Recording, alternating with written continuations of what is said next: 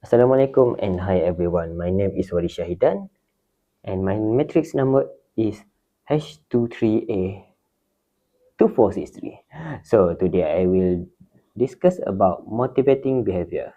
Chapter 4 motivating behavior in my subject organization behavior.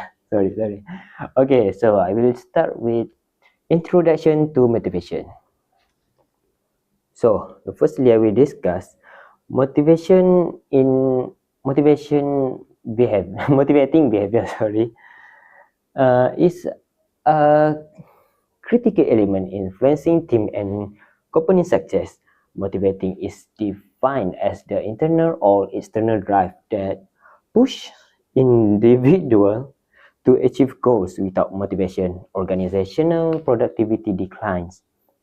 So, job satisfaction diminishes and employer turnover rise. In this presentation, we will explore key theories and practical strategies to build motivation works environment.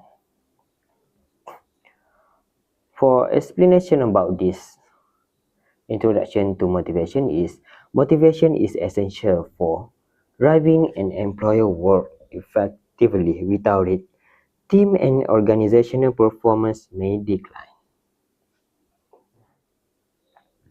Okay, for second slide, I will explain about Maslow hierarchy of needs.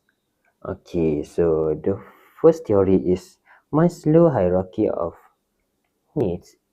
Is according to Maslow, humans have 5 levels of need. The first one is physiology, like salary, rest. For the next one is safety, like job, security. Next is social, like positive team relationship. And the other is esteem, like promotion or recognition.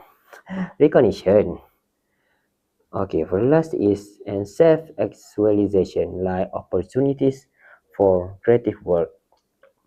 A simple example, an employer wants to see recognized in their basic needs, like fair pay are not met. Thus, manager must prioritize fulfilling foundational needs before offering high-level challenge. For Hesbert two-factor theory, for the first one is Hesbert two-factor theory defines motivation into two categories. First, hygiene factor like salary, work condition, which is if poor cause dissatisfaction but only prevent dissatisfaction when adequate.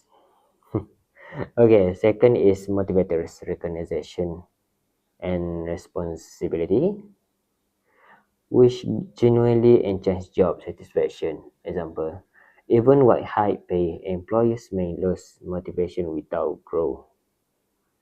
Without growth opportunities, the key takeaway focus there just on salary but also create meaningful contribution. Okay, for expectancy theory. Expectancy theory states that motivation arises when employers believe their effort will lead to good performance, which in turn lead to reward. The formula is first is effort, the next is performance, and the last one is reward. For example, offering bonus to team that hits sales target. However, reward must be clear, fair, and consistent. So, tips is implement transparent reward system such a monthly bonus or employer of the month programs.